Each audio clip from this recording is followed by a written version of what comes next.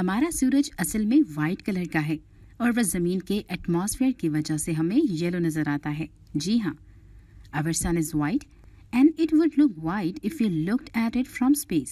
The atmosphere scatters sunlight, especially light of shorter wavelength, for example, blue light. So the sun appears slightly orangish as a result. The missing blue light isn't really missing at all. It's what makes the sky blue. बच्चों, आज हम chemistry class 9 के chapter number 5 में laws related to gases के बारे में पढ़ेंगे।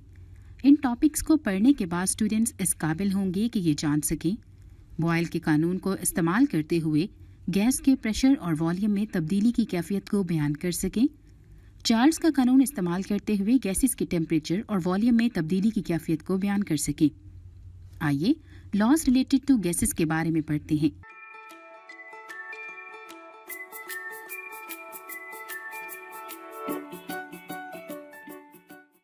Boyle's law.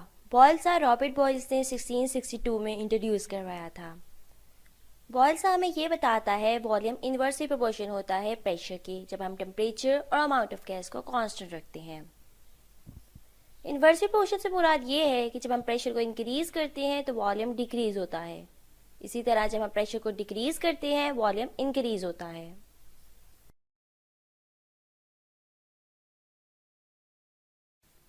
आपको एक एनिमेशन नजर आ रही है जिसमें दिखाया गया है कि जब हम प्रेशर इंक्रीज करते हैं तो वॉल्यूम ऑफ गैस डिक्रीज हो जाता है जबकि टेम्परेचर को कांस्टेंट रखा जा रहा है।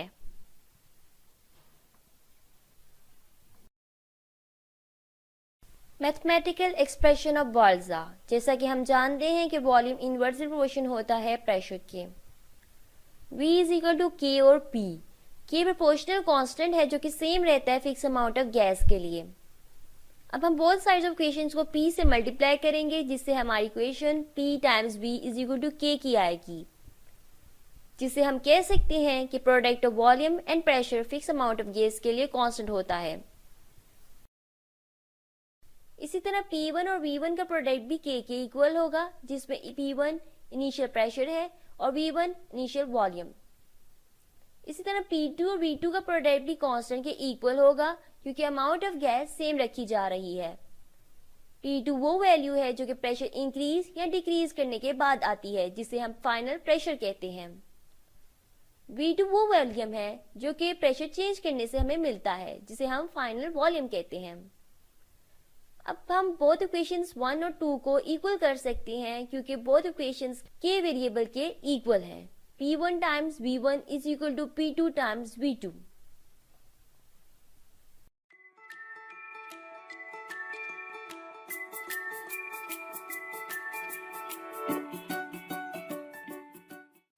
Experimental verification of Boyle's law. हम बॉयल्स लॉ को अब एक एक्सपेरिमेंट के जरिए एक्सप्लेन करेंगे जिसमें हम 3 सिलेंडर ले रहे हैं। तीनों पर हम डिफरेंट प्रेशर अप्लाई करेंगे पिस्टन को यूज करते हुए। फर्स्ट सिलेंडर पर हम 2 एटमॉस्फेरिक प्रेशर अप्लाई कर रहे हैं जिससे वॉल्यूम 1 डेसीमीटर क्यूब हो गया है। सेकेंड सिलेंडर पर हम फर्स्ट सिलेंडर से डबल प्रेशर यानी कि 4 एटमॉस्फेरिक प्रेशर अप्लाई कर रहे हैं जिससे वॉल्यूम 0.5 डेसीमीटर क्यूब हो गया है, जो कि हाफ है फर्स्ट सिलेंडर के वॉल्यूम से। इससे प्रूव हुआ कि प्रेशर के इंक्रीज होने से वॉल्यूम डिक्रीज होता जाता है। इसी तरह हम थर्ड सिलेंडर पर 6 एटमॉस्फेरिक प्रेशर अप्लाई करते हैं जिससे वॉल्यूम 0.33 डेसीमीटर क्यूब हो जाएगा। नीचे आपको तीनों सिलेंडर का P और V का प्रोडक्ट शो हो रहा है जो कि सेम आया है सब सिलेंडर के लिए यानी कि 2, जबकि P और V की वैल्यू तीनों सिलेंडर के लिए डिफरेंट थी। इस एक्सपेरिमेंट से ये भी शो होता है कि जैसे जैसे हम प्रेशर इंक्रीज करते जाते हैं वॉल्यूम की वैल्यू डिक्रीज होती जाती है।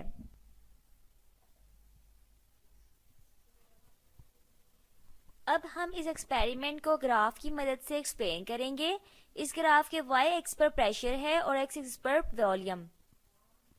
जब हम 2 एटमॉस्फेरिक प्रेशर अप्लाई करेंगे तो वॉल्यूम 1 डेसीमीटर क्यूब आया है और P और V का प्रोडक्ट हमारे पास 2 आया है।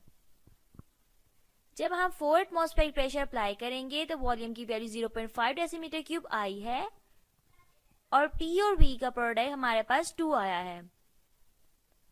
जब हम 6 एटमॉस्फेरिक प्रेशर अप्लाई करेंगे तो वॉल्यूम की वैल्यू 0.33 डेसीमीटर क्यूब आई है और P और V का प्रोडक्ट फिर से हमारे पास 2 आया है। इस ग्राफ से प्रूव होता है कि जितना मर्जी हम प्रेशर और वॉल्यूम को चेंज कर लें बट उनका प्रोडक्ट हमेशा सेम आता है। और दूसरा, इससे ये प्रूव होता है कि प्रेशर ज्यादा करने से वॉल्यूम की वैल्यू डिक्रीज होती जाती है। अब हम बॉयल्स लॉ को न्यूमेरिकल के जरिए एक्सप्लेन करेंगे। अगर volume of gas 350 centimetre cube हो, प्रेशर 650 मिलीमीटर ऑफ मर्करी, तो हम अगर प्रेशर रिड्यूस कर दें 325 मिलीमीटर ऑफ मर्करी कर दें तो हमारा न्यू वॉल्यूम क्या होगा। गिवन हमारे पास V1 की वैल्यू 350 सेंटीमीटर क्यूब है, P1 की वैल्यू 650 मिलीमीटर ऑफ मर्करी है और P2 की वैल्यू 325 मिलीमीटर ऑफ मर्करी है। हमने फाइंड V2 की वैल्यू करनी है। फॉर्मूला हमारे पास है P1 times V1 is equal to P2 times V2। अब हम V2 की वैल्यू फाइंड करेंगे इस फॉर्मूले को यूज करते हुए। V2 की वैल्यू हम फाइंड कर सकते हैं जब हम P2 को P1 इंटू V1 के नीचे ले आएंगे। अब हम P1, V1 और P2 की वैल्यू को पुट करेंगे और कैलकुलेट करके हमारी V2 की वैल्यू आ जाएगी जो कि 700 सेंटीमीटर क्यूब है। रिजल्ट, इस न्यूमेरिकल से ये प्रूव होता है कि प्रेशर के हाफ होने से वॉल्यूम डबल हो जाता है। Example of Boyle's law in over daily life. हमारे लंग्स पर भी बॉयल्स लॉ अप्लाई होता है। जब हम सांस अंदर की तरफ लेकर जाते हैं तो हवा का प्रेशर लंग्स में कम हो जाता है और लंग्स का वॉल्यूम बढ़ जाता है। और जब हम सांस को बाहर निकालते हैं तो लंग्स में प्रेशर इंक्रीज हो जाता है और वॉल्यूम ऑफ लंग डिक्रीज हो जाता है। दूसरी एग्जांपल हमारे पास स्कूबा डाइवर की है। स्कूबा डाइवर जब पानी में सांस बाहर निकालता है तो पानी की गहराई में कार्बन डाइऑक्साइड के बबल पर प्रेशर ज्यादा होता है, जिसकी वजह से बबल का साइज पानी की गहराई में छोटा होता है। और यही बबल जब पानी की सतह की तरफ आता है तो बबल पर प्रेशर कम हो जाता है और बबल का साइज बढ़ जाता है। नीचे आपको एक फिगर 2 नजर आ रही है जिसमें दिखाया गया है कि 40 मीटर डेप्थ पर बबल का साइज छोटा है और जब ये बबल पानी की सतह की तरफ आता है तो इस बबल का साइज बढ़ गया हुआ है। थर्ड एग्जाम्पल हमारे पास एयर की है।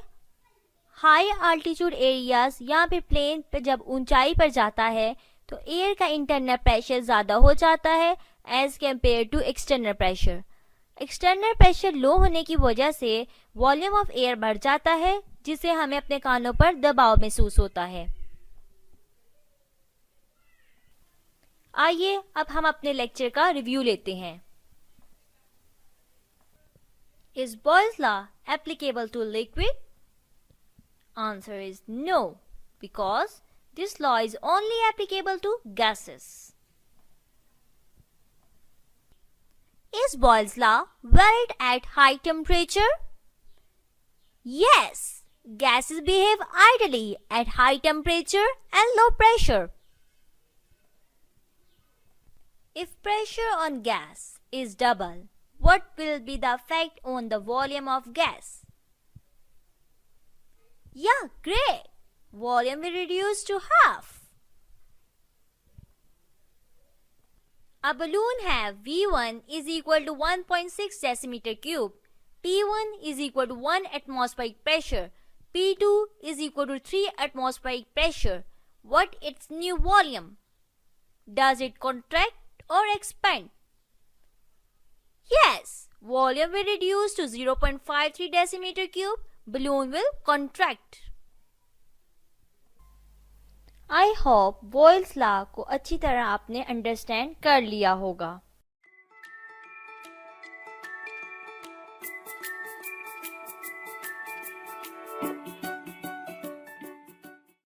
Absolute temperature scale. Lord kelvin ने एब्सोल्यूट टेम्परेचर स्केल या केल्विन स्केल को मुतारिफ करवाया। टेम्परेचर का ये स्केल 0 केल्विन या -273.15 सेल्सियस से शुरू होता है, जिसे एब्सोल्यूट जीरो का नाम दिया गया। ये वो टेम्परेचर है जिस पर आइडियल गैस का वॉल्यूम 0 होगा। जैसा कि दोनों स्केल्स में एक जैसी डिग्रियां हैं, इसलिए जब 0 केल्विन -273 सेल्सियस के बराबर होगा, तब 273 केल्विन 0 सेल्सियस के बराबर होगा, जैसा कि स्केल्स में दिखाया गया है। Kelvin is equal to Celsius plus 273 and Celsius is equal to K minus 273।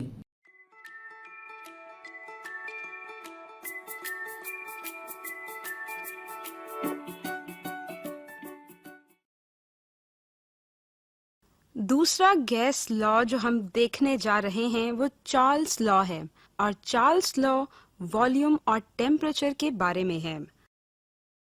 अब हम क्या करने लगे हैं, जैसा कि आप देख सकते हैं इस डिब्बे के नीचे आग है।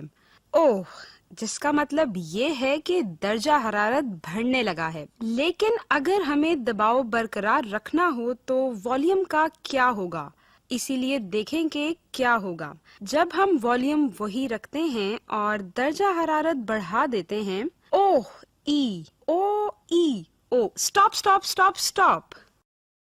तो क्या हुआ, जब दर्जा हरारत बढ़ गया वॉल्यूम वही रहा, तो एक दूसरे से और दीवारों से टकराने लगा, जिसका मतलब ये हुआ कि दबाव बढ़ गया है और ये अच्छा नहीं था। जब ये छोटे शोले हमें नीचे से गुदगुदाते हैं तो हमें दबाव को बरकरार रखने के लिए क्या करना चाहिए, सोचें, अंदाजा लगाएं। तो चैलेंज ये था कि आप कोशिश करें कि दबाव बरकरार रहे। अच्छा, अब ये शोले हमें नीचे से गुदगुदाते हैं। अच्छा, अब अगर आपने अंदाजा लगा लिया है तो हमें इस कंटेनर का वॉल्यूम बढ़ाना है। आप सही थे। आइए इस नॉर्मल साइज के कंटेनर से शुरू करते हैं। देखें कि ये दीवारों से टकराकर आ रही हैं। ओह ई ओ। अब बंसन बर्नर नीचे आता है, लेकिन आइए दबाव को डबल कर देते हैं। आ ओ ई आ। हमने दबाव को बरकरार रखा। ये चार्ल्स लॉ की डेमोन्स्ट्रेशन है। वॉल्यूम टेम्परेचर के डायरेक्टली प्रोपोर्शनल है, जबकि दबाव को बरकरार रखा गया हो। देखते हैं ये आपको याद रहेगा कि नहीं।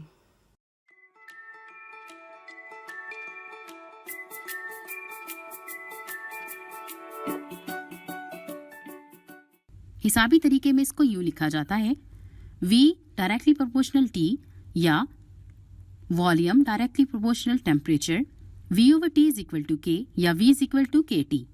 यहाँ K प्रोपोर्शनैलिटी कांस्टेंट है। अगर गैस का टेम्परेचर बढ़ाया जाए तो उसका वॉल्यूम भी बढ़ेगा। जब टेम्परेचर T1 से T2 तक तब्दील होता है तो उसका वॉल्यूम V1 से V2 हो जाएगा।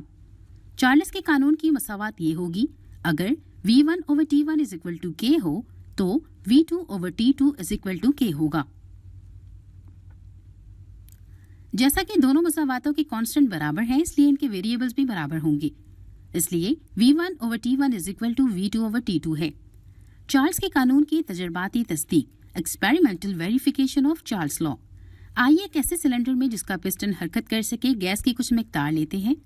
अगर गैस का इब्तदाई वॉल्यूम V1 50 सेंटीमीटर क्यूब और इब्तदाई टेम्परेचर T1 25 डिग्री सेल्सियस हो तो 100 डिग्री सेल्सियस तक गर्म करने पर इसका नया वॉल्यूम V2 62.5 सेंटीमीटर क्यूब होगा। टेम्परेचर बढ़ाने से वॉल्यूम भी बढ़ता है, जैसा कि यहाँ मुशाहिदा किया जा रहा है। जे चार्ल्स 1746 to 1823 एक फ्रांसीसी मौजद, साइंसदान और रियाजीदान था। उसने 1802 में वजाहत की कि कैसे गर्म करने पर गैसेस फैलती हैं। उम्मीद है आपको आज के टॉपिक की अच्छी से समझ आ रही होगी। Do you know nearly 1000 Earth could fit in Jupiter. Nearly 1300 Jupiter could fit in Sun. Nearly 5.1 billion Sun could inside the UV Scud, largest known star. अब एक एजुकेशनल गेम या सिमुलेशन की मदद से गैसेस लॉस को समझते हैं।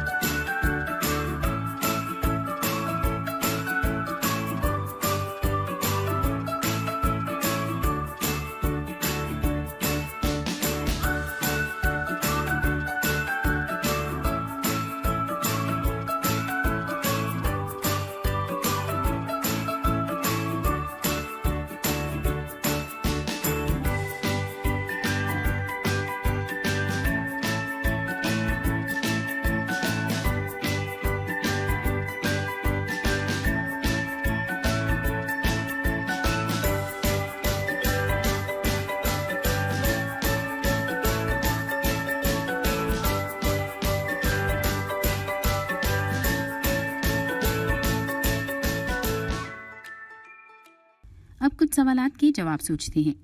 The mathematical formula of Boyle's law is, सोचिए बच्चों। जी हाँ, PV is equal to K is the right option. Next question is, which is kept constant in the Charles law? Thanks students. Yes, you are right. Pressure is the correct option. Well done students.